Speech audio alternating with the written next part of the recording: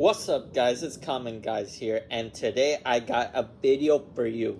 This is no longer the sing-along rock. This is the Bloodline rock, and let's go. I knew I was in a treat tonight when I saw The Rock coming out in the $800 suit. Now, for those that don't know, in the 1990s, before The Rock turned babyface, he used to be a heel. And his heel attire is so similar to what he is wearing right now. See, back when The Rock had hair in the 90s, he used to wear the $800 suit with the gold chain and the sunglasses.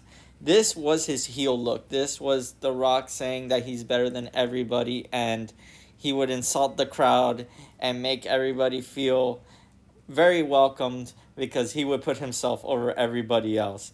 And the crowd ate it up. And what did I expect going into this? Well, the same thing. So The Rock comes out there and basically insults the crowd, saying, you want to boo The Rock?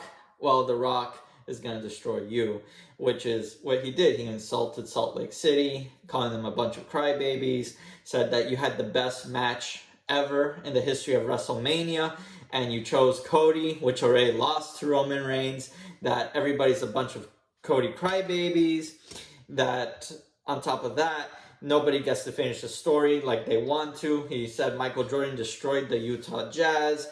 He referenced the Super Bowl, which was a rematch between the 49ers and the Kansas City Chiefs, and was still the same outcome, and that he's going to do everything in his power to make sure Cody Rhodes loses to Roman Reigns. The crowd is eating this up, and finally he finishes kind of his promo by saying, well, now can you smell what the Bloodline is cooking?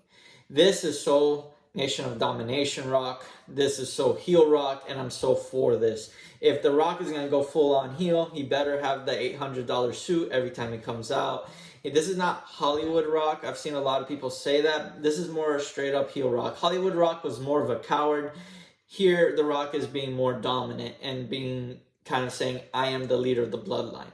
But I think this is all swerve. I do think Rock is going to betray Roman Reigns when the time comes. Because when he was cutting that promo, the Bloodline was out. Roman Reigns, Solo, and Jimmy were all standing in the ring, and they looked like children compared to The Rock. The Rock was just doing his own thing, and Roman Reigns really had nothing to add. The Rock here is the dominant force in the Bloodline. It's clear as day. Roman Reigns is just kind of there and silent. Roman Reigns is basically solo when The Rock is around. Now, when they got into the acknowledgement point finger, you can see everybody like Paul Heyman, Solo, Jimmy, and Roman doing the signature one finger salute. Now, if you look at The Rock, he's a little bit separated from everybody else, and there's something interesting going on with his hand. He has the L shape. Now, this could mean two things. Number one, he could be saying that the Bloodline are a bunch of losers and that he's secretly going to betray them and ruin Roman Reigns' chances to retain the title at WrestleMania. Or they could be setting up that The Rock is going to become the leader of the Bloodline. Ultimately, where I see this going is that Roman Reigns and The Rock are going to have a feud later on. Maybe not this WrestleMania.